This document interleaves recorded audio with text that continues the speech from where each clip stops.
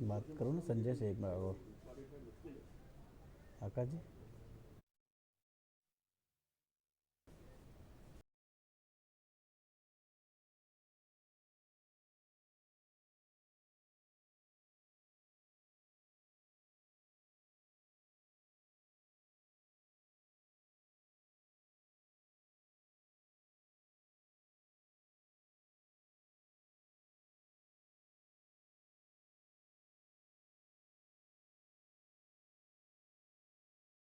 आप सभी का स्वागत है। मैं हूं आपके साथ आकाश सैन। और जिस तरीके से नमस्कार एमपी कार्यक्रम के जरिए हर बार हम एक अलग टॉपिक के साथ आपके सामने हाजिर होते हैं, आज भी कुछ अलग बात होगी। लेकिन बात के पहले, विषय से आपको रूबरू कराने के पहले, जिस तरीके से हम कार्यक्रम का आगाज़ करते हैं आज की तिथि के साथ, तो सबसे पहले एक नज़र डाल लेते हैं आज की तिथि क्या कुछ कहती है।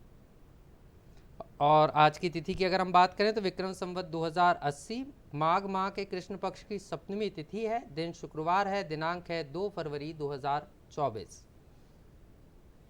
तो ये आज की तिथि की हमने बात की। और तिथि के साथ साथ आज 2 फरवरी है और आज का इतिहास क्या कुछ कहता है, आज के दिन क्या कुछ खास हुआ था, उस पर भी एक नज़र डालते हैं। और आज के इतिहास की अगर हम बात करें तो 1788 में देश में प्रशासनिक सुधारों के लिए पीट्स नियामक अधिनियम को लागू किया गया था आज ही के दिन। 1862 में शंभूनाथ पंडित कलकत्ता उच्च न्यायालय के पहले भारतीय न्यायाधीश बने थे। इसके अलावा 1952 की अगर हम बात करें तो मद्रास में भारत ने पहला टेस्ट क्रिकेट मैच जीता था। और 1953 में अखिल भारतीय खादी और ग्राम उद्योग बोर्ड का आज ही के दिन गठन किया गया था। और 2008 आज ही के दिन 2 फरवरी 2008 को तत्कालीन राष्ट्रपति प्रतिभा पाटिल ने कर्नाटक की पहली लग्जरी ट्रेन गोल्डन चैरियट को हरी झंडी दिखाकर रवाना किया था। तो ये आज के इतिहास की बात ही। और जिस तरीके से हम कार्यक्रम की शुरुआत के पहले शुभ विचार भी एक नज़र डाल लेते हैं कि शुभ विचार क्या कहता है, क्योंकि शुभ विचार के बिना जीवन भी अधूरा है और कार्यक्रम भी। तो शुभ विचार पर एक बात करें तो शुभ विचार आज का है, एक इच्छा से कुछ नहीं बदलता, एक निर्णय से कुछ चीज़ें बदलती हैं, लेकिन एक निश्चय से सब कुछ बदल जाता है। यानी आपको जीवन में एक बार अगर आपने निश्चय कर लिया, लक्ष्य को ध्यान केंद्रित कर लिया लक्ष्य पर, तो आपको सफलता ज़रूर मिलेगी। लेकिन वो निश्चय आपको अपने जीवन में करना होगा, तभी जाकर आप सफल होंगे। नमस्कार दर्शकों, एक बार फिर से आपका हमारे इस खास कार्यक्रम में स्वागत है। मैं आपके साथ आकाश सैन हूँ और आज हम बात करने वाले हैं टेंशन से कैसे रहें दूर। और हमारे साथ एक खास शख्सियत हैं, उनसे भी आपको रूबरू करा देता हूं। मेरे साथ पीसी शर्मा जी हैं, अपर कलेक्टर हैं, जिला पंचायत सीईओ हैं सागर के। और ख़ास बात यह है कि मोटिवेटर भी हैं। सर बहुत बहुत स्वागत है दूरदर्शन में। नमस्कार नमस्कार, थैंक यू। तो सर का परिचय से ही आप समझ गए होंगे कि अधिकारी भी हैं और अधिकारी के साथ साथ मोटिवेशन के लिए भी वो काम कर रहे हैं। तो आज इसीलिए उनसे बात करेंगे कि टेंशन से कैसे दूर रहना, इसी पर आज हम बात करने वाले हैं। तो सर सबसे पहले तो आपसे यही समझना चाहूँगा, क्योंकि अनेक प्रकार की टेंशन्स हो रही हैं लोगों को और इसके लिए बहुत बड़े बड़े क्लिनिक भी बन गए, क्योंकि आप तो अधिकारी हैं और लगातार आप जनता के बीच में रह के जनसेवक की भूमिका में नज़र आते हैं। तो ऐसे में जो ये टेंशन शब्द है, ये एक टेंशन भी एक टेंशन देने वाला हो गया है। तो इसको आप कैसे देखते हैं और क्या कहना चाहेंगे दर्शकों को, कैसे अपने तनाव से वो दूर रह सकते हैं और बेहतर कार्य करते हुए आगे बढ़ सकते हैं? देखिए सेन जी, आज के जटिल परिवेश में हम जो भी काम करते हैं, हमारी प्रक्रियाएं इतनी जटिल हो गई हैं कि चाहे कोई सा भी क्षेत्र हो, चाहे वो शासकीय सेवा का क्षेत्र हो, चाहे प्राइवेट सेवाओं का क्षेत्र हो, टेंशन तो आपको हर जगह मिलेगा। लेकिन टेंशन के साथ साथ यदि हम हमारी कोई अच्छी हॉबीज़ हैं यदि, जी। तो उन हॉबीज़ को आगे करके हम अपने टेंशन को बहुत हद तक कम कर सकते हैं। और हमारे मन में एक दृढ़ संकल्प, इच्छा शक्ति हो, तो हम अपनी हॉबीज़ को आगे करके उसमें इन्वॉल्व होकर के, उसमें डूब करके बहुत अच्छे काम हम कर सकते हैं और टेंशन को काफ़ी हद तक हम रिलीज़ भी कर सकते हैं। निश्चित रूप से। तो दर्शकों, हॉबीज़ पर आपको ध्यान देना है, क्योंकि जो हॉबीज़ होती हैं, जो चीज़ें आपको जीवन में करना पसंद होती हैं, जिससे आपको आनंद मिलता है, अगर अपनी पढ़ाई के साथ, अगर आप स्टूडेंट हैं तो अपनी पढ़ाई के साथ अगर अपनी हॉबी को भी पूरा करते हुए चलते हैं, तो आपको एक आनंद भी मिलेगा और आप जीवन में सफल भी होंगे।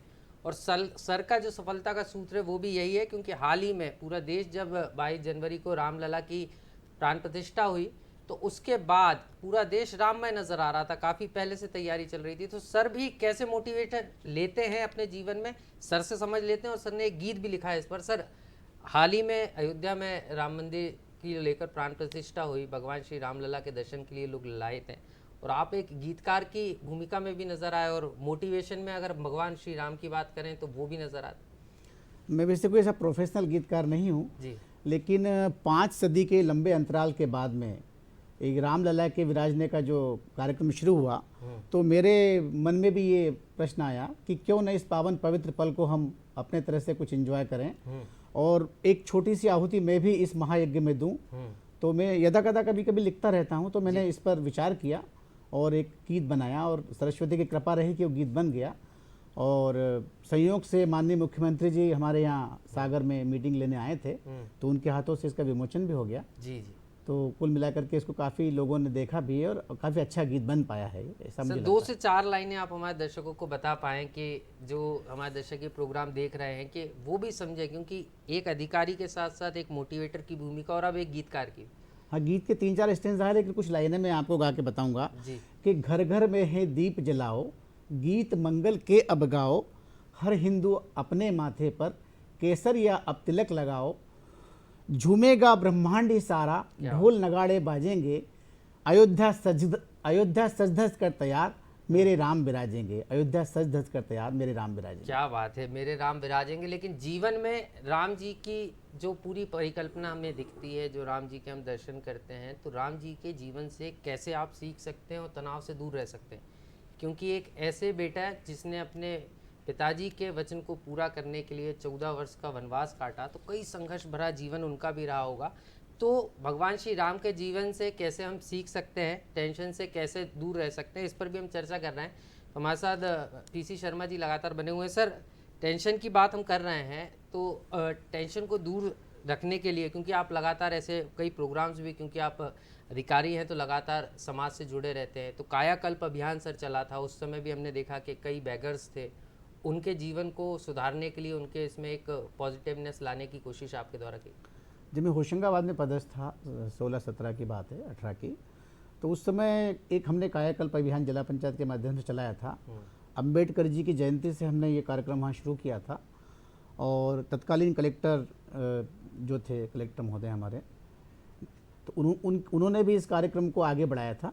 और हमने जो विशेषकर जो बहुत ही विक्षिप्त लोग रहते हैं या जो अपने केयर नहीं करते या उनका कोई भी नहीं होता संसार में, ऐसे घूमते रहते हैं, 2-4 महीने से नहाए नहीं है, 2-4 महीने से दाढ़ी कटिंग नहीं बनवाई है, ऐसे बाल बिखरे हुए हैं, कपड़े फटे हुए हैं, गंदे संदे, तो उन लोगों को हमने मुख्य धारा में ला करके उन लोगों को हमने पहले तो चयनित किया और फिर हमने उनको एक ये मान के कि ये भगवान विष्णु का अवतार हैं, विष्णु का रूप हैं, उनको हम एक अच्छे स्टेज पर लेकर के आते थे। उनकी कटिंग बनाना, दाढ़ी बनाना, उनको अच्छे से नहलाना धुलाना और फिर उनको अच्छे कपड़े पहनाना, उनके पसंद का भोजन कराना। फिर उसके साथ साथ हम उनको एक किट देते थे। उस समय चूँकि स्वच्छता अभियान और अधिक पीक पर था, तो स्वच्छता किट में उनको स्वच्छता से संबंधित चीज़ें जैसे साबुन है, तेल, कांच, कंघा, टूथब्रश, टूथपेस्ट, टॉवेल वगैरह, ताकि उनकी आदत में वो शुमार हो सके।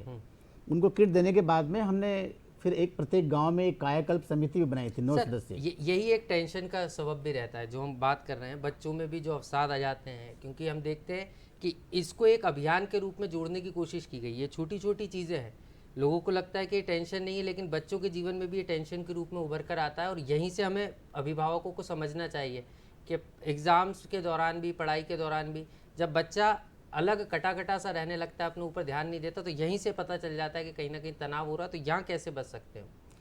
ये वास्तव में आजकल बच्चों को बहुत तनाव रहता है, कॉम्पिटिशन्स भी इतने ज़्यादा बढ़ गए हैं और फिर महत्वाकांक्षाएँ भी बहुत ज़्यादा हो गई हैं। तो माता पिताओं को भी इस बात का ध्यान रखना चाहिए और बच्चों को भी मतलब हमको प्रेरित करना चाहिए कि वो अपना बेस्ट करने की कोशिश करें और उसके बाद में जो भी हो उसको हमको अंगीकार करना चाहिए। निश्चित रूप से सर, आप ये कह रहे हैं, लेकिन सर अभी हाल ही में एग्ज़ाम आने वाले हैं, क्योंकि आपने तो एक बड़ी तैयारी की है, तो बच्चों को क्या टिप्स देना चाहेंगे? क्योंकि लगातार हम कहते हैं कि बच्चों से अगर काम लेना है या बच्चों को सिखाना है, उनको तनाव से दूर रखना है, तो छोटी छोटी चीज़ें, छोटे छोटे स्टेप्स आपको उठाने पड़ेंगे जीवन में। मैं तो यही अपील करना चाहूँगा सभी बच्चों से कि वो अपना सर्वश्रेष्ठ दें। सर माफ़ी के साथ रोक रहा हूँ आपको, एक कॉलर हमारे साथ जुड़ गए हैं, अशोक जी। बहुत बहुत स्वागत है अशोक जी, जबलपुर से। नमस्कार अशोक जी, सवाल पूछिए। ये मैं जबलपुर से अशोक बोल रहा हूँ सर जी। मैं ये जानना चाहता हूँ सर से जी कि आजकल थोड़ी छोटी छोटी छोटी बातों में लोग टेंशन पाल लेते हैं, हम्म। तो इसको दूर करने के क्या तरीके हैं, कौन से उपाय हैं सब व्यवहार के द्वारा, या कौन सी ऐसी बातें करना चाहिए जिससे कि हमको कुछ अच्छा लगे और हम उनके काम में से और टेंशन से हमेशा के लिए बचे रहें, और उल्टा हो जाए मतलब और अच्छा लगे उसको। मतलब आपको तो बहुत सब कुछ पता है, आप तो सबके टच में रहते हैं, इसके बारे में कुछ बताइए। धन्यवाद। धन्यवाद। टेंशन का जहाँ तक प्रश्न है, हमको धनात्मक सोच हमारे को रखना चाहिए किसी भी चीज़ के बारे में, चाहे वो पढ़ाई को लेकर के हो, चाहे हमारे कार्य को लेकर के हो। हम अपना अच्छा करने की कोशिश करें और धनात्मक सोच अगर हम रखेंगे तो निश्चित रूप से हम सभी प्रकार के टेंशन से बच पाएंगे। हमें कुछ जो कार्य हमें सौंपा गया है, जो कार्य हम करते हैं, उसके अतिरिक्त भी हमारी कुछ हॉबीज़ हमको रखना चाहिए, ताकि हम, बहुत से लोग संगीत में रहते हैं, बहुत से लोग जो खेल कूद में रहते हैं, अन्य अन्य प्रकार की उनकी हॉबीज़ होती है, गार्डनिंग की होती है, तो हम अपना ध्यान उधर भी रखें ताकि इन तनावों से हमें मुक्ति मिल सकती है। सर, स्कूल्स को लेकर, शिक्षा को लेकर भी आपने बहुत काम किया है, अलग अलग जगहों पर आप पदस्थ रहे, उस दौरान भी बच्चों को मोटिवेट करके और बच्चों को एजुकेशन से जोड़ना। हम देख रहे हैं आजकल परीक्षा पे चर्चा का बहुत ज़ोर शोर से चलन हो गया, हर जगह हो रही है। प्रधानमंत्री खुद जो है बच्चों को मोटिवेट करने के लिए परीक्षा पर चर्चा कर रहे हैं। आप भी जहाँ रहते हैं वहाँ पे बच्चों से लगातार बीच बीच में संवाद करते हैं, तो सर बच्चों से संवाद करना कितना ज़रूरी? बच्चों से संवाद निरंतर करना बहुत ज़रूरी है। अभी 2-3 दिन पहले माननीय प्रधानमंत्री जी ने भी बच्चों से बात की थी और उनको भी इसी बात के लिए कहा था कि वो मतलब अपने आप को धैर्य से और संयम से करें और अच्छे तरीके से वो अपने जीवन को जिए, धनात्मक सोच के साथ करें, टेंशन बिल्कुल न लें।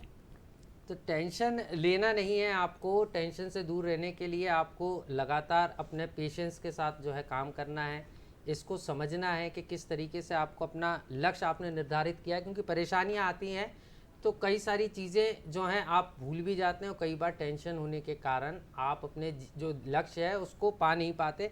सर क्या सोचते हैं इसको लेकर, कैसे लक्ष्य निर्धारण करना है, हॉबीज़ का क्या महत्व है? और हम जो बात कर रहे हैं बार बार कायाकल्प की, तो जो कायाकल्प है वो जीवन में किस तरीके से किया जा सकता है? क्योंकि परीक्षा का समय है और यहाँ आपको जब टेंशन होगी तो आपको सीधे तौर पर जो आपका ध्यान है वो भटक जाएगा, तो आप अपना लक्ष्य निर्धारित नहीं कर पाएंगे। तो सर कई सारे अभियान जो हैं आपने चलाए, जैसे बेटी बचाओ की अगर हम बात करते हैं, आजकल देखते हैं हम कार्यक्रमों में बेटियों का पूजन हो रहा है, ये सब छोटी छोटी चीज़ें, छोटी छोटी कार्यक्रमों के जरिए लोगों को आप जो मूड है वो चेंज करने की कोशिश करती है। वास्तव में बेटियों को लेकर के काफ़ी कुछ कहा गया है अभी, और पहले बेटियों के प्रति लोगों की धारणाएं बहुत ही अलग थी, हालांकि अब भी है, लेकिन काफ़ी कुछ सुधार इसमें हुआ है। जब मैं 11-12 में खरगोन जिले में पदस्थ था तो उस समय माननीय मुख्यमंत्री जी ने एक बेटी बचाओ अभियान की शुरुआत की थी।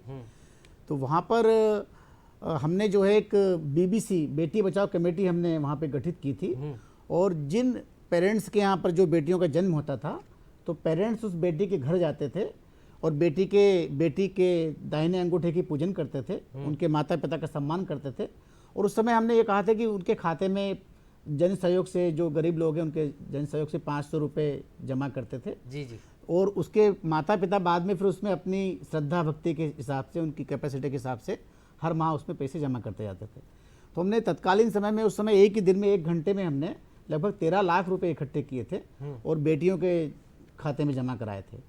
और बाद में जो हमारी समिति थी वो ये भी तय करती थी कि बेटी के जन्म होने पर जो हमारे समिति के 9 सदस्य हैं, हर गांव में जो BBC गठित की थी, उसके 9 सदस्य ढोल डमाके के साथ वहां जाएंगे, बेटी के जन्म पे जश्न मनाएंगे, वहां पर उसके घर में जाकर के निश्चित रूप उनको से मिठाई तो बांटेंगे। जो बेटियां जन्म लेती थी, जिनके अभिभावकों को चिंता होती थी, उनस चिंता को दूर करने का काम भी एक मोटिवेशन, एक कार्यक्रम के जरिए हुआ, और वो कार्यक्रम एक अभियान के रूप में शुरू हुआ था। बाद में वो योजना भी बनी और उसमें सर का भी योगदान है। तो सर उस दौरान आप जाते थे, लोगों से संवाद भी करते थे। अब बेटियों को लेकर परिदृश्य बदला है, लेकिन हम देख रहे हैं हर कॉम्पिटिटिव एग्जाम में लड़कियां आगे भी आ रही हैं, लेकिन इस दौरान भी वो अवसाद को झेलती हैं, एक परेशानी को, एक जो कल्चर होता है, क्योंकि आपने तो उसको बहुत करीब से देखा है, समझा है। जब लोगों के यहाँ बिटिया का जन्म होता था तो आप जाते थे, गाँव वालों को समझाना बड़ा मुश्किल होता है कि बिटिया का जन्म हुआ, तो लोग दुख मनाते थे।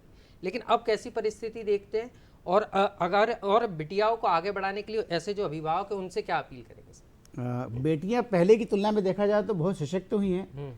पहली बात तो कि बेटे और बेटी में तुलना नहीं होना चाहिए, लेकिन आज के युग या आज की तारीख में यदि हम तुलना करें भी तो हम देखेंगे कि बेटों की तुलना में बेटियां बहुत आगे बढ़ चुकी हैं। किसी भी फील्ड में ले लें, चाहे वो आप एरोप्लेन को उड़ाने की बात कर लें या शासकीय सेवा में बात कर लें, यूपीएससी की बात कर लें, जी। किसी भी फील्ड में आप बेटी बेटों से पीछे नहीं रही है, बेटों के बराबर हैं या फिर आगे हैं। निश्चित रूप से। तो काफ़ी सशक्तिकरण हुआ है महिला सशक्तिकरण के माध्यम से।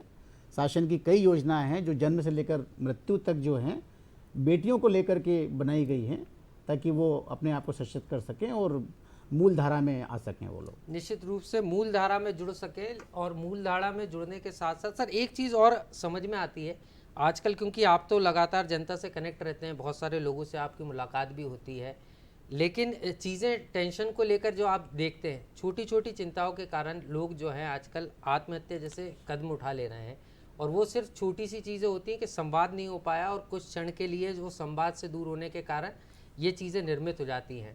तो इससे बचने के लिए सर कैसे हम प्रयास कर सकते हैं कि हम संवाद प्रॉपर रूप से रखें, और जब हमें लग रहा है कि हमें टेंशन हो रही है तो जो छोटी छोटी टिप्स आप स्कूलों में भी देते हैं बच्चों को कि परीक्षा है, अगर आप कहीं फंस गए या आप कोई परीक्षा का जो सवाल है वो आप हल नहीं कर पा रहे हैं तो थोड़ा बैठ जाइए, पानी पी लीजिए और उसके बाद फिर दोबारा से कोशिश करिए, हल होगा। नहीं, आपने बिल्कुल सही फरमाया है। संवाद बहुत ही ज़रूरी है। बच्चों के साथ हम निरंतर संवाद बनाए रखें, उनकी समस्याओं को समझें, और यदि हम लगातार संवाद बनाए रखेंगे तो उनके मन में जो फ्रस्ट्रेशन की भावनाएं होती है उनको काफ़ी हद तक हम कम कर सकते हैं। तो यहाँ पर फ्रस्ट्रेशन पर भी दर्शकों जो है उसको कम करने की बात भी सर ने बताई है कि कैसे फ्रस्ट्रेशन करना है। आपको जब गुस्सा आ रहा है तो उस समय कोई डिसीजन नहीं लेना, क्योंकि तनाव में लिया गया कोई भी निर्णय आपको हमेशा परेशान भी करेगा और आपके लिए मुश्किलें साबित कर सकता है, तो उससे भी आपको बचने की ज़रूरत है। सर इसके अलावा योग का बड़ा महत्व है कि तनाव को दूर रखने के लिए लोग कहते हैं योग भी करना चाहिए, सुबह एक्सरसाइज भी जीवन में ज़रूरी है, और लगातार, क्योंकि आपने तो बहुत सारे विभागों में काम किया है तो आपको तो ये अनुभव भी है, और आप तो राम जी से भी सीखते हैं कि योग बहुत ज़रूरी है जीवन में अगर आपको तनाव से दूर रहना। नहीं, बिल्कुल सही है। योग आज के उसमें हम देख रहे हैं, आज के परिवेश में हर घर घर तक पहुंच चुका है, और योग के माध्यम से हम काफ़ी कुछ अपने आप को नियंत्रित कर सकते हैं। ध्यान के माध्यम से जो हमारे जो तनाव है काफ़ी हद तक हम कम कर सकते हैं, और योग से न केवल शारीरिक बल्कि हमको मानसिक शांति भी मिलती है और हमें एक नई ऊर्जा का संचार होता है। निश्चित रूप से तो नई ऊर्जा का संचार होता है, लेकिन जो नई ऊर्जा का संचार होगा उसको आपको पॉजिटिवनेस के साथ एक गोल सेट करके हासिल कर सकते हैं आप, और वो गोल आप कैसे सेट करें उस पर भी हम चर्चा करेंगे सर से। सर गोल सेट करने की बात होती है लक्ष्य निर्धारण, कई बार युवा नहीं समझ पाते क्योंकि अभी परीक्षा का समय है, जैसे ही परीक्षाएं संपन्न होंगी उसके बाद दो चुनौती होंगी। जो 12वीं के जो बच्चे हैं वो जब 12वीं पास कर लेंगे एग्ज़ाम, तो दो चुनौतियां रहने वाली हैं कि हम अपना कैरियर का गोल क्या सेट करें, किस दिशा में आगे बढ़ें। बहुत सारी स्ट्रीम्स होती हैं और आपके जीवन में भी ये पल आया होगा, और क्योंकि आप लगातार मोटिवेशन का काम, बच्चों से भी संवाद करते हैं, लोगों के बीच में रहते हैं, आप कैसे देखते हैं सर कि कैसे गोल को सेट करना है, और कैसे जो युवा हैं वो जो, क्योंकि कैरियर काउंसलिंग के भी कई सारे कार्यक्रम शासन चला रहा है, आप भी लगातार अपने क्षेत्र में सागर में इसको लेकर काम कर रहे हैं, तो कैसे सर गोल सेट कर सकते हैं जो युवा हैं, किस क्षेत्र में आगे बढ़ सकते हैं? युवा अपनी इच्छा के हिसाब से या उनको जो कुछ भी अच्छा लगता है या फिर जो कुछ वो बनना चाहते हैं उसके हिसाब से अपना लक्ष्य निर्धारित कर सकते हैं, और केवल लक्ष्य को निर्धारित करने से ही काम नहीं चलेगा जी, उसके अनुरूप हमको फिर प्रयास भी करना पड़ेंगे। हम पूरा डूब करके यदि प्रयास करेंगे तो दुनिया का कोई भी ऐसा लक्ष्य नहीं है जो मैं समझता हूँ कि हम हासिल न कर सकें। निश्चित रूप से तो सर ने यहाँ पे बताया कि आपको अगर अपना लक्ष्य निर्धारण करना है तो सबसे पहले जो निश्चय की बात हमने शुभ विचार में भी की थी कि जीवन में आपको निश्चय करना होगा, और उस निश्चय के बाद आपको उसके लिए लगातार तन मन धन से प्रयासरत होना होगा, और लगातार जब प्रयास आप करेंगे तो आपको सफलता ज़रूर मिलेगी। सर एक चीज़ और समझना चाह रहा था, हॉबीज़ का बहुत, टेंशन्स को दूर करने में हॉबीज़ का एक बहुत महत्वपूर्ण योगदान रहता है, और सबके जीवन में कोई ना कोई हॉबी होती है, कई बार ये हॉबी ही प्रोफेशन भी बन जाती है लोगों का। तो हॉबीज़ से किस तरीके से हम टेंशन से दूर रह सकते हैं, तनाव से दूर रह सकते हैं? कहते हैं कि दिन भर पढ़ाई की, शाम को हमारी इच्छा तो हो रही खेलने की, लेकिन व्यक्ति खेलने नहीं जाता कि हम पढ़ लेते हैं। तो हॉबीज़ का कितना बड़ा रोल है इस तनाव से दूर रहने? हॉबीज़ का बहुत बड़ा रोल है, और जो हमारी हॉबीज़ होती हैं वो हमें बिल्कुल प्रेरणा देती हैं। मतलब जो लीक से हट कर के कोई हम काम करते हैं जी, तो वो हमें उन टेंशन से और अन्य जो जटिलताएं हमारे जीवन में आती हैं उनसे दूर रखने का हमारे लिए एक सशक्त माध्यम होता है। सर दर्शकों को यही बताइए, क्योंकि आप अधिकारी होने के साथ साथ लिखने का समय, और कैसे आपकी रुचि लेखन में आई, और अगर कोई लेखन करना चाहता है तो वो कैसे लिख सकता है? लेखन में मेरा ऐसा कोई प्रोफेशनल टाइप का नहीं, लेकिन कोई ऐसे ओकेजन्स आते हैं तो मैं कोशिश करता हूँ कि मैं कुछ लिखूँ। तो काफ़ी मैंने इसमें प्रयास किया है, लेकिन इसके लिए हमको जो हमारे साहित्य है थोड़ा उसका भी ज्ञान होना चाहिए। पुस्तकें हमारे जीवन को काफ़ी आगे बढ़ाती हैं। तो बचपन में मैं काफ़ी पुस्तकें पढ़ता रहता था, अब तो समय उतना नहीं मिलता है जी। लेकिन फिर भी हमारा जो साहित्य है, चाहे प्रेमचंद का हो या दूसरे अन्य हमारे जो गीतकार या कथाकार हैं, हमारे साहित्यकार हैं, उनको थोड़ा सा हम पढ़ेंगे तो हमें बहुत अच्छा भी लगता है और फिर हमारी रुचि धीरे धीरे जागृत होती है कुछ काम करने की। निश्चित रूप से। तो माघ माह चल रहा है और अगर हम बात करें तो उज्जैन के मंगलनाथ लिए चलते हैं आपको, वहाँ के दर्शन आपको अब कराते हैं।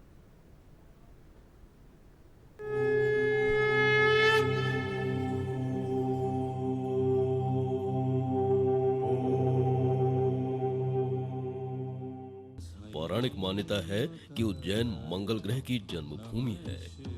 ऐसा भी माना जाता है कि मंगलनाथ के ठीक शीर्ष के ऊपर ही आकाश में मंगल ग्रह स्थित है। कर्क रेखा पर स्थित इस मंदिर को देश का नाभि स्थल भी कहा जाता है।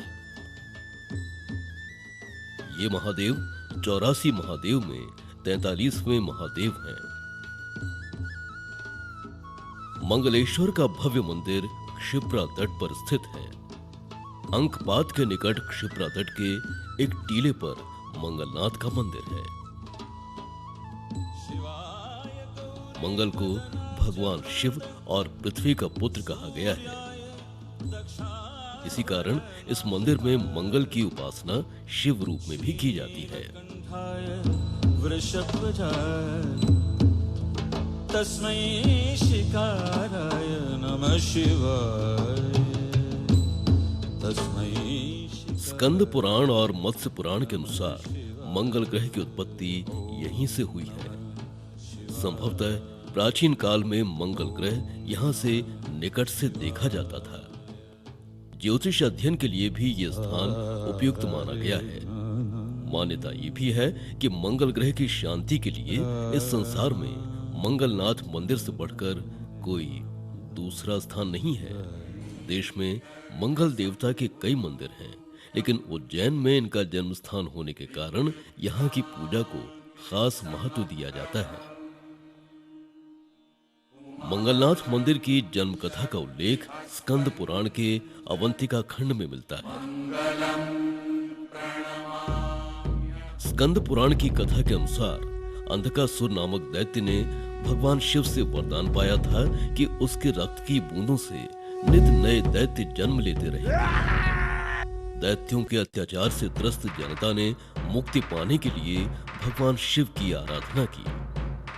दैत्यों के अत्याचार से मुक्ति दिलाने के लिए शिव और दैत्य अंधकासुर के बीच भीषण युद्ध हुआ। इस युद्ध में धरती पर गिरी शिव जी के पसीने की बूंदों से धरती 2 भागों में बट गई। इससे मंगल ग्रह की उत्पत्ति होने का उल्लेख मिलता है। शिव के आक्रमण से जख्मी दैत्य का रक्त इस नए ग्रह में समा जाने से भूमि लाल रंग की हो गई।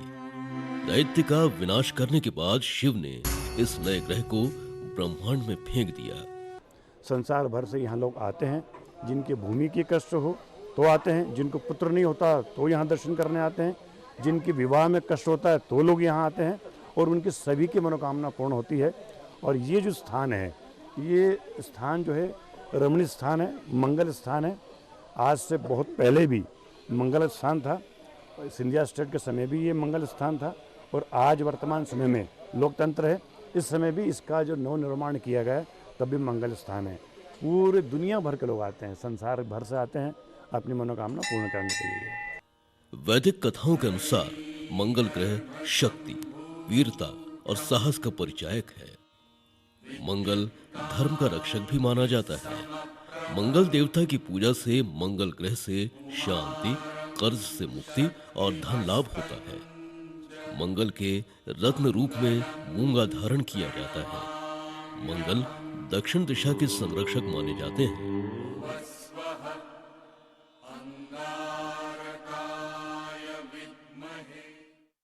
मंदिर में मंगलवार को दिन भर पूजन होती है। पुराणों में उज्जैन को मंगल की जननी कहा गया है। पूरे भारत से लोग यहाँ पर आकर मंगल देव की पूजा करते हैं, आराधना करते हैं। कांति समप्रभम कुमारं शक्तिहस्तं च मंगलम प्रणमाम्यहम् धरणी गर्भसम्भूतं विद्युत कांति समप्रभम। इसमें उनकी संख्या बहुतायत होती है जिनकी कुंडली में मंगल दोष बताया जाता है। पुराणों में ये भी उल्लेख मिलता है कि मंगल ग्रह की पूजा के द्वारा मंगल देव को प्रसन्न कर मंगल द्वारा जनित विनाशकारी प्रभावों को शांत और नियंत्रित कर सकारात्मक प्रभावों में वृद्धि की जा सकती है।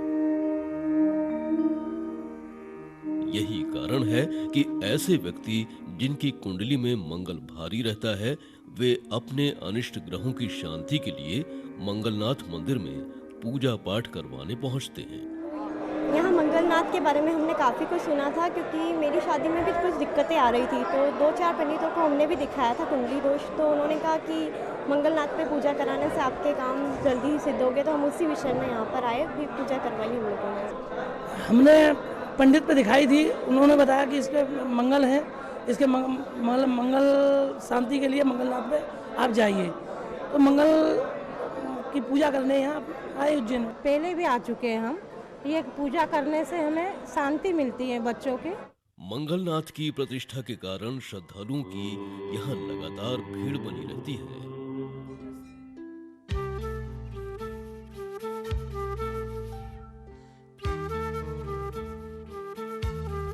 ऐसी मान्यता है कि मंगलनाथ के मंदिर में पीछे स्थान पर उल्टे स्वास्तिक किसी मनोकामना पूर्ति के उद्देश्य हेतु बनाए जाते हैं, और जब श्रद्धालुओं की मनोकामना पूर्ण हो जाती है तो वे पूरी भक्ति भाव से वापस आकर मंगलनाथ की पूजा अर्चना करते हैं।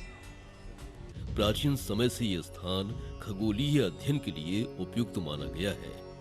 एक अद्भुत शहर के जीवन की भीड़भाड़ से दूर ये मंदिर दूर दराज से आने वाले पर्यटकों को शांति प्रदान करता है।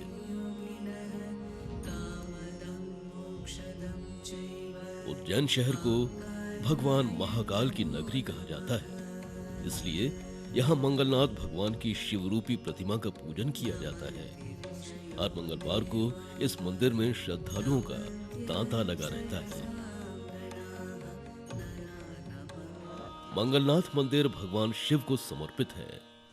हालांकि मंगल भगवान के कई मंदिर हैं, अलग अलग स्थान हैं, किंतु उज्जैन इनका जन्म स्थान होने के कारण यहाँ की पूजा को खास महत्व दिया जाता है। वर्षों पुराने इस मंदिर की प्रतिष्ठा और पहचान अलग है।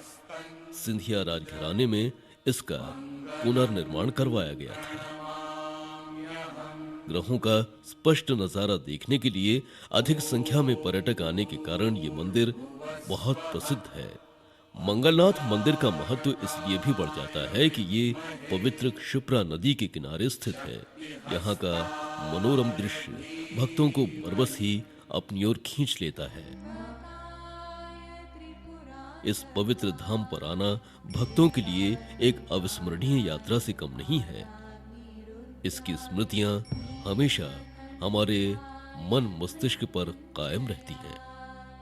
मंगलनाथ का सानिध्य पाकर लोग धन्य हो जाते हैं। भक्तों के संकट भी स्वतः समाप्त होने लगते हैं। लोगों का अनुभव भी है कि दुख और निराश मन से आने वाले लोग मंगलनाथ के द्वार पर ढोक लगाते ही अपनी झोली में अपार खुशियां लेकर लौटते हैं।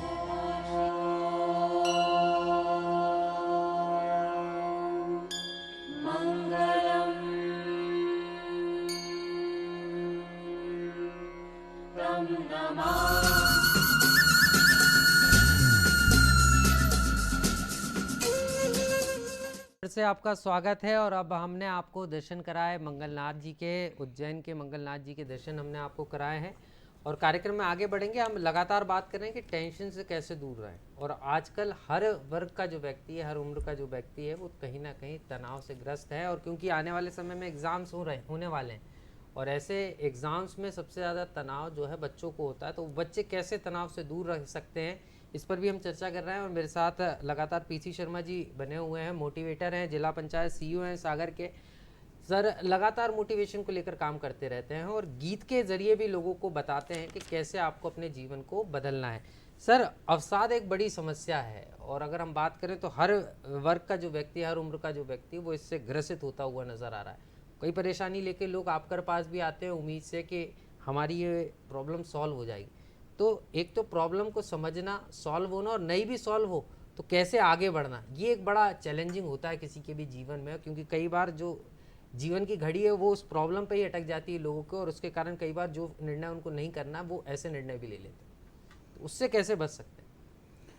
जहाँ तक तनाव का प्रश्न है, इस पर चर्चा हुई है और मैं ये कहना चाहूँगा कि विशेषकर जो बच्चों को जो तनाव रहता है एग्जामिनेशंस का, तो उसमें माता पिताओं की बड़ी अहम भूमिका होती है। एक तो वो जैसे एग्ज़ाम के समय पर जो पढ़ाई वढ़ाई करते हैं तो उसमें बहुत अधिक रात तक जागे ना, बहुत संयमित एक दिनचर्या बनाएं, वो अपनी एक टाइम टेबल बना करके रखें और निश्चिंत भाव से धैर्य के साथ करें, पूरा अपनी शक्ति का पूरा प्रदर्शन करें, पूरी मेहनत करें। लेकिन जो महत्वाकांक्षाएं आजकल पेरेंट्स की भी हो गई, बच्चों की भी हो गई बहुत ज़्यादा आगे बढ़ने की।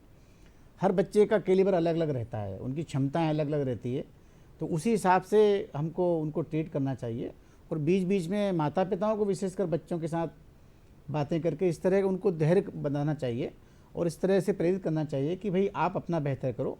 अगर कुछ नहीं भी हो पाता है, बेहतर नहीं भी हो पाता है, तो भी हमें कोई आपसे कोई शिकवा या गिला ना रहेगा उसमें।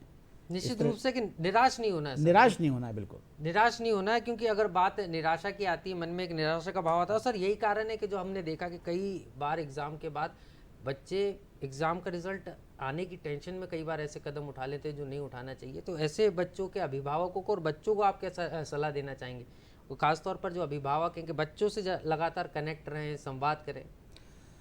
अभिभावक और बच्चों को बिल्कुल एक दोस्त के रूप में आपस में बात करना चाहिए और माता पिताओं को लगातार उनसे इस तरह की बातें करना चाहिए कि वो इस तरह के तनाव में न रहे कि मैं अगर मेरे नंबर कम आए तो मेरे माता पिता मुझे डांटेंगे या परेशान करेंगे या मुझे नीचा देखना पड़ेगा जी। इस तरह हम लगातार दिन संपर्क में रहेंगे, बातें करेंगे, तो वो निश्चित रूप से वो अपने तनाव को दूर करेंगे। वो सर एक अभियान जो है राज्य सरकार ने भी चलाया था, हर अधिकारी स्कूलों में जाकर पढ़ाता था, बच्चों से मुलाकात करता था। कहीं ना कहीं कोशिश थी कि बच्चों के मन में जो जिज्ञासाएं हैं उसको भी दूर करना और दूसरा उनके मन में जो टेंशन है, क्योंकि आप भी लगातार जाते हैं, काम करते हैं, लोगों के बीच में बच्चों से मिलते हैं, तो बच्चे भी कई बार जिज्ञासा होकर ये पूछते होंगे कि जब आपने तैयारी की थी तो कैसे स्ट्रेस मैनेजमेंट किया था, कैसे आपने स्ट्रेस मैनेजमेंट के साथ साथ एक गोल बना के पढ़ाई की और उसके बाद आप सफल हुए? नहीं, बिल्कुल बच्चों में बड़ी उत्सुकता रहती है और हम लोग जो जाते हैं तो वो पूछते भी हैं कि सर आपने इस तरह क्या किया कि इतनी सफलता मिली। तो उनको बताते हैं कि भाई संघर्ष पहले भी कम नहीं था, अब तो बहुत सी सुविधाएं हो गई स्कूलों में। अब जब हम लोग पढ़ते थे तब बैठने तक की व्यवस्थाएं बहुत अच्छी नहीं थी जी। और लेकिन अब जो है काफ़ी कंपटीशन भी हो गया है, तो बच्चों के मन में तनाव रहता है। तो बच्चों को यही बताते हैं कि भाई आप अपने अच्छे से पढ़ाई करें, खूब मेहनत करें और मतलब बिल्कुल टेंशन न लें, जो होना है उसको स्वीकार करें। बिल्कुल निश्चित रूप से सर एक चीज़ और समझना चाह रहा था मैं आपसे कि जो लगातार बात होती है टेंशन की या अवसाद की, उसमें चीज़ें साफ तौर पर नज़र आती हैं कि सीधे तौर पर अगर हम देखें तो गीत के ज़रिए या लेखन के ज़रिए जो बच्चे हैं वो अपना टेंशन रिलीज़ भी कर सकते हैं और ये भी बताते हैं कि कहीं ना कहीं हम अगर कुछ चीज़ हॉबी कर रहे हैं तो उस हॉबी के ज़रिए हम अपने टेंशन को या तनाव को रिलीज़ कर लेते हैं। क्योंकि अगर हम बात करें तो हम देखते भी हैं इस चीज़ को, क्योंकि आप भी लिखते हैं तो बच्चे जब जाएंगे, बच्चों से मुलाकात होती है तो उसके बाद आप कहते हैं 2 लाइनें गाना ज़रूरी है। ये 2 लाइनें जीवन में उमंग भर देती हैं, तो इसलिए आपको भी लिखने का शौक़ है। तो जब जाते हैं तो बच्चों को भी आप बताते होंगे, क्योंकि जब हम बात करें तो घर घर तिरंगा अभियान चला तो उस दौरान भी आपने गीत लिखा और लोगों ने गाया। तो गीत भी एक, अगर हम सिंगिंग भी कहें या कुछ पंक्तियाँ भी कहें जिनको हम अनमोल वचन कहते हैं, इसका भी इम्पैक्ट जीवन में पड़ता है और इसलिए कहते हैं कि रोज़ सुबह उठ के एक सुविचार जरूर पढ़ना चाहिए। अभी आपका जो सुविचार आज का था कि हमारे मन में अगर निश्चय हो तो हम कुछ भी कर सकते हैं, आपका जो सुविचार था आज मैंने देखा उसको जी। तो हम एक अच्छे मन से काम करें और निश्चय कर लें कि हमें ये काम करना है, तो ईश्वर और प्रकृति की सारी शक्तियाँ जो हैं हमारा साथ देती हैं उसमें। और गीत के माध्यम से भी, जैसे आपने तिरंगा अभियान की बात की थी, तो पिछले वर्ष में हर घर तिरंगा अभियान माननीय मोदी जी, मुख्यमंत्री प्रधानमंत्री जी के द्वारा चलाया गया था। तो उस समय भी काफ़ी हमने इसको बड़े उत्साह के साथ किया था। उस समय गीत मैंने तिरंगा अभियान पे लिखा था, उसकी कुछ पंक्तियां मैं आपको सुनाना चाहूँगा। आज़ादी का अमृत महोत्सव पिछले वर्ष मनाया गया था, 75 साल आज़ादी के होने के उसमें, कि आज़ादी का अमृत महोत्सव यूं मनाते हैं, विश्व पटल पर रायसेन का नाम बढ़ाते हैं, जहाँ जहाँ जाए नज़र आए नज़र तिरंगा, हर घर तिरंगा, हर घर तिरंगा। तो इस गीत में मैंने तो एक सामान्य रूप में लिखा था, लेकिन ये इतना अधिक मोटिवेटर रहा उसमें कि बच्चे इस गीत को घर घर गाते थे और इवन नाचते थे और काफ़ी उत्साहित होकर के इस काम को करते थे जी।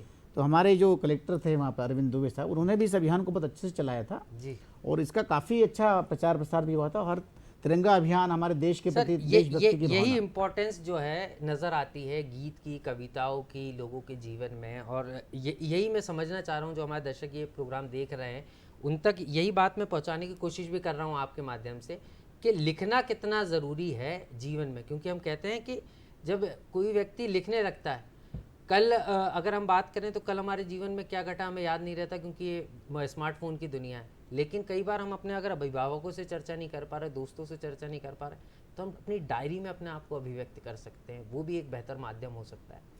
बिल्कुल आपने सही बताया।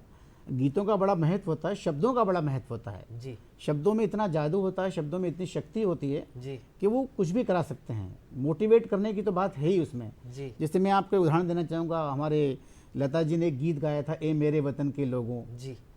वो कितना मतलब कालजयी हो गया, मतलब उसको कभी कोई भूल नहीं सकता। सारे गीत हम भूल सकते हैं लेकिन वो गीत नहीं भूल सकते। और हमारा सौभाग्य का विषय है कि हमारे प्रदेश के जो प्रदीप जी कवि थे, उन्होंने ही इस गीत को लिखा था। और ये गीत उस समय इतना पॉपुलर हुआ था और लोगों में कितना जोश भरता था वो।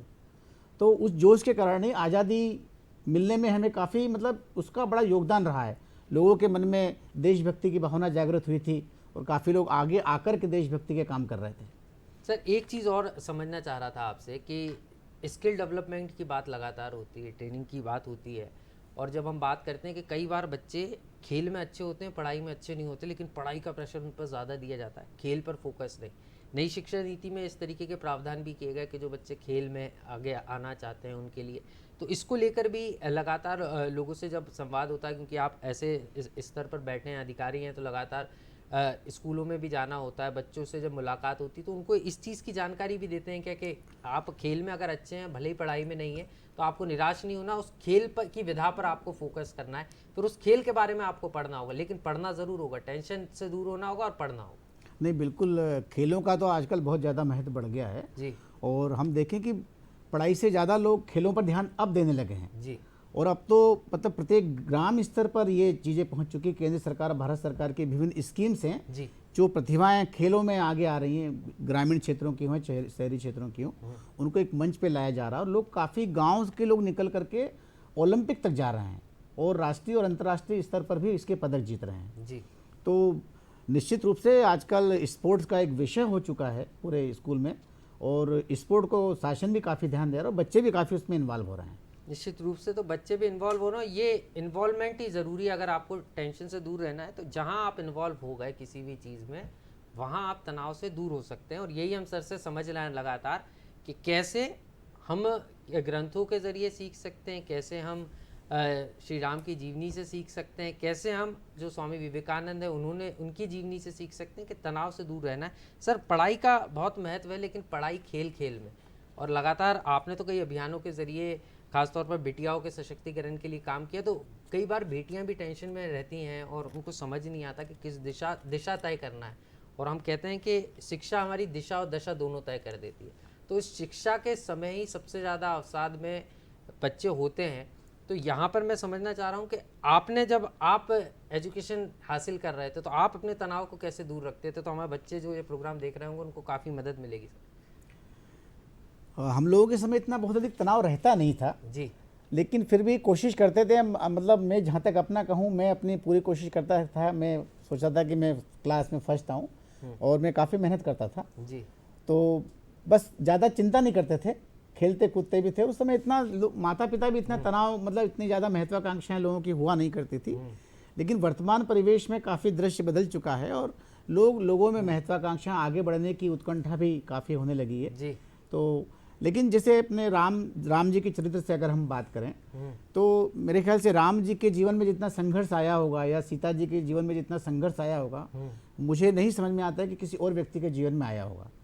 लेकिन बावजूद इतने अधिक संघर्ष के बाद में जितना धैर्य श्री राम ने रखा, उतने धैर्य की मिसाल हमें कहीं देखने को नहीं मिलती। और इसी धैर्य की परिणति ये रही है कि वो आगे आए, उन्होंने अच्छे अच्छे आदर्श स्थापित किए, और आज भी हम जो है उनको, जहाँ आदर्शों की बात होती है या धैर्य की परीक्षा की बात होती है, तो सबसे पहले हम भगवान श्री राम को याद करते हैं, उनको नमन करते हैं। निश्चित रूप से, और इसीलिए प्रभु श्री राम को याद किया जाता है सर। लेकिन महत्वाकांक्षा, क्योंकि आपने भी इस बात का जिक्र किया कि महत्वाकांक्षा कहीं ना कहीं अत्यधिक अभिभावकों की होती है, और यह अभिभावकों की महत्वाकांक्षा ही कई बार बच्चों पर भारी भी पड़ जाती है। पहले से तय हो जाता है कि कई बार होता है कि अभिभावक खुद ये चीज़ बनना चाहता था या ये लक्ष्य हासिल करना, वो लक्ष्य हासिल नहीं कर पाए, तो वो चाहते हैं कि उनकी महत्वाकांक्षा उनके बच्चे पूरा करें, और उसके कारण भी कई बार प्रेशर इतना हो जाता है उस बच्चे के ऊपर कि वो जो बनना चाहता है वो भी नहीं बन पाता, और तनाव या अवसाद का शिकार हो जाता है। ये बिल्कुल सही है। आपने, हम कई न्यूज़ ऐसी पढ़ते हैं, देखने में आता है कि इस तरह से यदि बच्चों पर ज़्यादा प्रेशर डालेंगे जी, तो वो निश्चित रूप से हतोत्साहित भी होते हैं।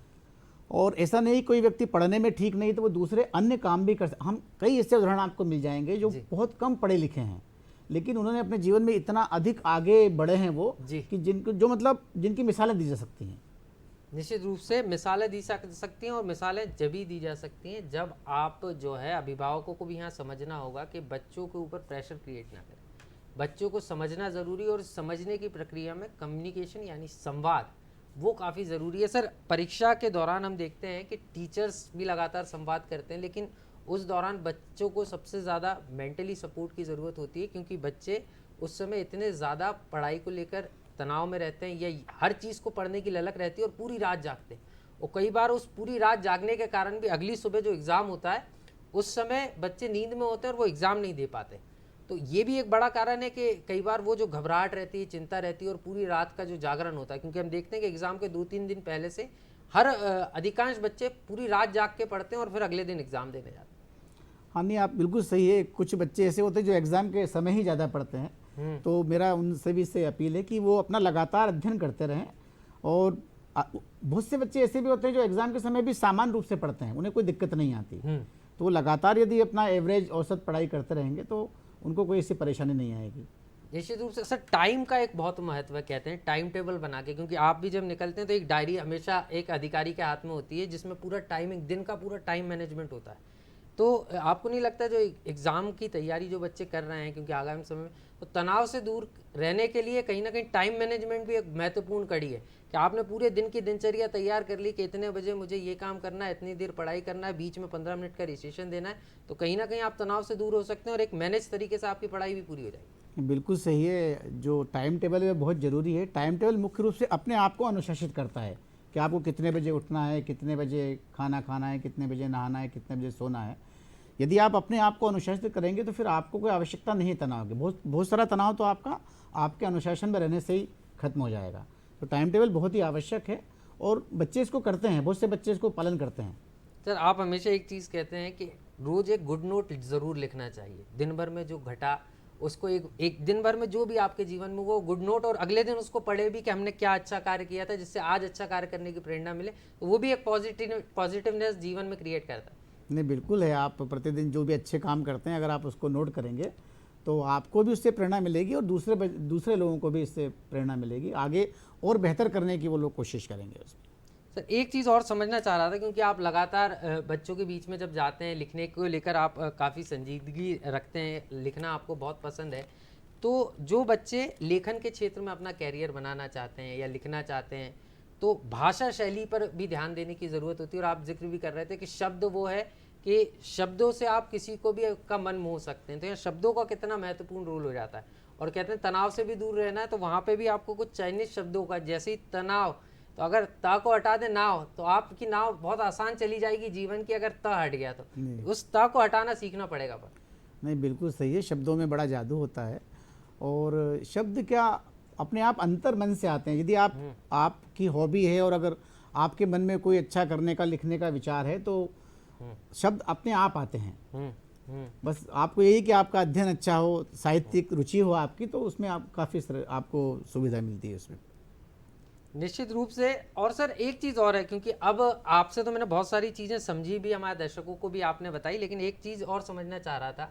आजकल टेंशन को लेकर या अवसाद को लेकर अभिभावक या जो बड़े उम्र के व्यक्ति हैं उनमें भी खास तौर पर देखा जा रहा है अलग अलग छोटी छोटी प्रकार की टेंशन। कई लोग रिटायर्ड हो गए फिर भी टेंशन में। जो जीवन का आनंद है, हमने देखा कोविड काल में जब लोग घरों में आ गए थे, उस समय कोविड की इतनी बड़ी टेंशन थी, फिर भी लोग खुशमिजाजी से रह रहे थे और कई लोगों ने इसके कारण कोविड से जंग भी जीती।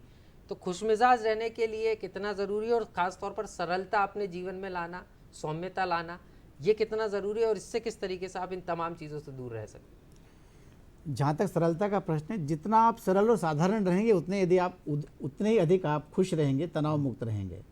बहुत अधिक एक तरह से जब हम तुलना करते हैं अपने साथ के लोगों से, परिवेश के लोगों से, तो फिर हमको थोड़ा सा वो लगता है कि हम उनसे पीछे चल रहे हैं, चाहे पढ़ाई में लेकर के हों, चाहे दूसरी भौतिक सुख सुविधाओं की बात हो।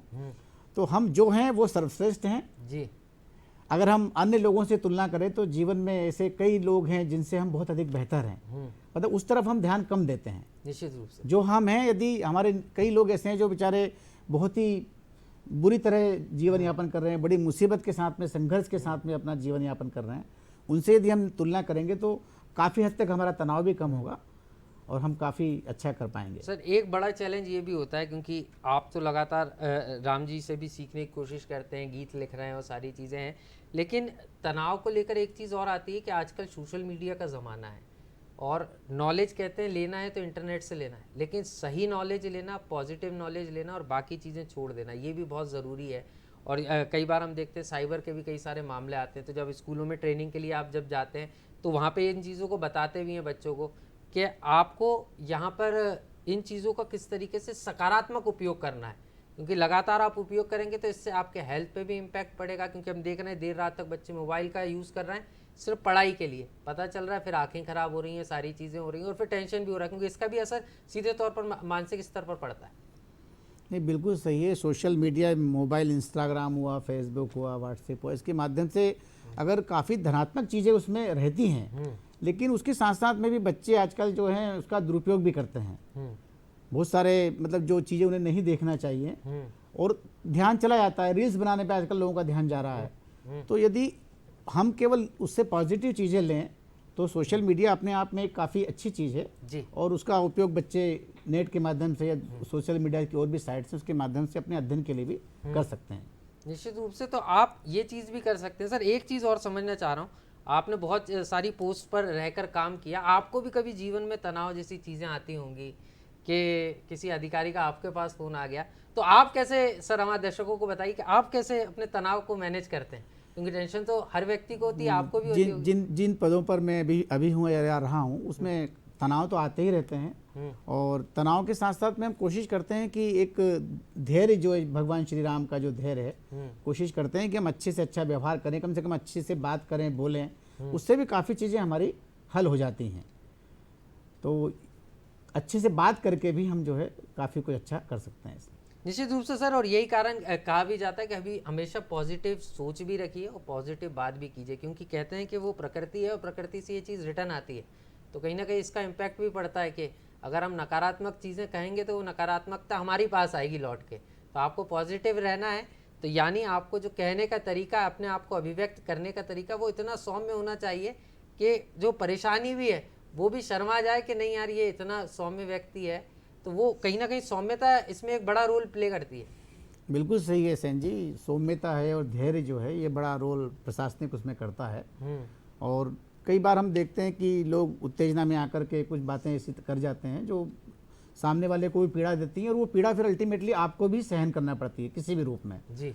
तो हम अगर किसी व्यक्ति का काम कर पाते हैं या नहीं कर पाते, लेकिन उससे आप प्रेम से बात कर लेंगे तो काफ़ी हद तक जो है हम तनाव से मुक्ति पा सकते हैं। सर एक चीज़ और समझना चाह रहा था आपसे, शॉर्ट टाइम गोल बना कर काम करने की जो बात है, क्योंकि आपने कायाकल्प अभियान चलाया, शुरुआत में छोटे तौर पर शुरुआत हुई थी, शॉर्ट टाइम आपने एक विचार आपके मन में आया था, उसको धरातल पर उतारने की कोशिश की और उसके बाद पूरे प्रदेश में वो देखा गया और उसकी एक सफलता मिली। तो बच्चों के जीवन में भी जो शॉर्ट टाइम गोल है कि आप जब आप प्लानिंग कर रहे हैं, आपको पता है कि आपको जीवन में ये चीज़ हासिल करना है, तो उसका एक टाइम बाउंडेशन बना लिया कि 3 महीने में मुझे इतना कवर करना है, 3 महीने में फिर इतना कवर करना है, और 9 महीने में जाकर मैं इस स्तर पे पहुंचूंगा। तो इसको मैनेज करना, जो शॉर्ट टाइम गोल होते हैं, क्योंकि कई बार आदमी भटक जाता है, उसको पता नहीं होता, और क्योंकि आप लोग तो लगातार प्रशासन में बैठकर तमाम चीज़ों की प्लानिंग करते हैं, आपको पता होता है किस दिशा में जाना है, इसका क्या इम्पैक्ट पड़ेगा। तो जो हमारे दर्शक ये प्रोग्राम देख रहे हैं, उन जो बच्चे प्रोग्राम देख रहे हैं, उनको भी ये बताइए कि शॉर्ट टाइम गोल जो बनाकर आप प्लानिंग करते हैं कि किस तरीके से आपको आगे बढ़ना है। शॉर्ट टाइम लॉन्ग टाइम दोनों तरह से हम काम कर सकते हैं। अगर हम शॉर्ट टाइम गोल बनाएंगे तो हमें एक हमारे सामने एक पिक्चर रहेगी कि इतने समय में हमको इन कार्यों को करना है। सर माफ़ी के साथ रोक रहा हूँ आपको, एक कॉलर हमारे साथ जुड़ गए हैं, प्रदीप जी। जी प्रदीप जी, स्वागत है आपका। चलिए दोबारा जुड़ने की कोशिश करेंगे प्रदीप जी से। जी सर, आप अपनी बात पूरी कीजिए। आप बता रहे थे शॉर्ट टाइम और लॉन्ग टाइम गोल्स। हाँ, तो हम अगर गोल शॉर्ट टाइम या लॉन्ग टाइम इस तरह से हम बनाएंगे तो हमारे पास एक लक्ष्य रहेगा कि हमको इस समय में इतना कार्य करना है, और उसी गति से फिर हम उस कार्य को अच्छे से कर पाएंगे, तो उसमें हमें काफ़ी सुविधा रहेगी उसमें। निश्चित रूप से। तो आपको पूरी तरीके से अगर हम बात करें तो गोल का निर्धारण आपको करना है, और एक कॉलर मेरे साथ जुड़ रहे हैं। बहुत बहुत स्वागत है आपका। हाँ आकाश भाई, गुड मॉर्निंग एवरीवन। जी जी, मैं ये पूछ रहा हूँ कि जो टेंशन होता है जी, उसके कई अलग अलग कारण होते हैं जी।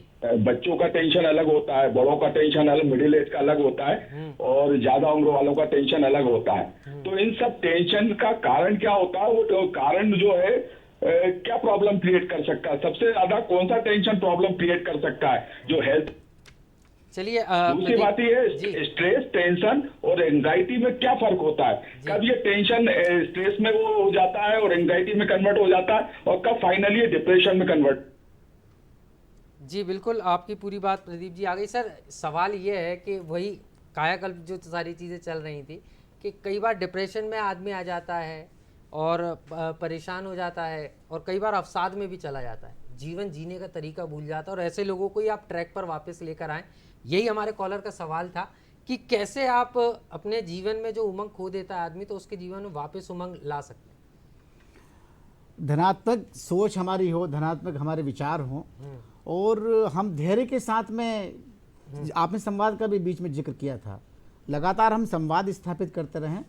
और जहाँ तक मैंने बार बार एक बात की थी कि महत्वाकांक्षाएं हमें बहुत अधिक टेंशन देती हैं। अगर हम जो हैं अगर उसी को स्वीकार कर लें, अंगीकार कर लें, तो बहुत हद तक हम उन टेंशनों को कम कर सकते हैं। निश्चित रूप से। तो आपको यहाँ पर सोच में अपना परिवर्तन लाना होगा, पॉजिटिवनेस रखना होगी, और एक थिंकिंग प्रोसेस के साथ आगे बढ़ने के लिए कदम उठाने होंगे। सर कार्यक्रम के अंतिम बेला में हम हैं, लेकिन दर्शकों को मैं ये भी बताना चाहूँगा आपके माध्यम से कि किस तरीके से, क्योंकि आपको लिखना बहुत पसंद है, आप लगातार लिखते हैं, लोगों को जागरूक करने के लिए काफ़ी कुछ लिखा है आपने। तो जो बच्चे पढ़ाई कर रहे हैं, तैयारी कर रहे हैं, और वो ये चाहते हैं कि जीवन में उनको सफल होना है, तो हम कहते हैं कि लिखने की आदत जो लगातार रहती है, तो इस लिखने की आदत तो कितनी महत्वपूर्ण हो जाती है सर तनाव को दूर करने में? क्योंकि हम कहते हैं कि एक डायरी मेंटेन हमने कर ली, लेकिन पॉजिटिव थॉट्स भी लिख लिए, लेकिन अपने मन को किसी चीज़ को लेकर, किसी नज़रिए को लेकर हम क्या सोचते हैं, अपने आप को अभिव्यक्त करना भी अगर हमने सीख लिया तो हम तनाव से दूर हो सकते हैं। नहीं बिल्कुल, अब लिखने की जो हॉबी का प्रश्न है वो हर व्यक्ति में नहीं होती है, लेकिन अगर आप साहित्य को पढ़ेंगे और आप कविताओं में ध्यान देंगे, गीतों में ध्यान देंगे, तो आप में भी इस तरह की प्रेरणा जागृत हो सकती है, होती है, और वो धीरे धीरे फिर वो लिखना भी शुरू कर देते हैं। तो धीरे धीरे, लेकिन इस लिखने के लिए भी आपको पढ़ना होगा, और इस पढ़ने को, इस अभिव्यक्ति को, कुल मिलाकर जो पूरी चीज़ है वो आपको संवाद करना होगा, और संवाद के साथ साथ आपको ये समझना होगा कि हमें टेंशन से दूर रहना है, धैर्य आपको अपने जीवन में रखना है।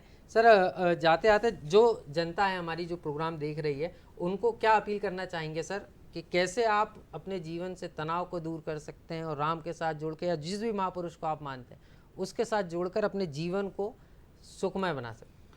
अभी तो पूरा देश राममय हो चुका है, और हम राम जी के जीवन से अगर प्रेरणा लें तो धैर्य और संयम यदि हम रखते हैं तो हम अपने सारे दुखों को दूर कर सकते हैं, और जो हमारा अल्टीमेट गोल है उसको हम निश्चित रूप से प्राप्त कर सकते हैं।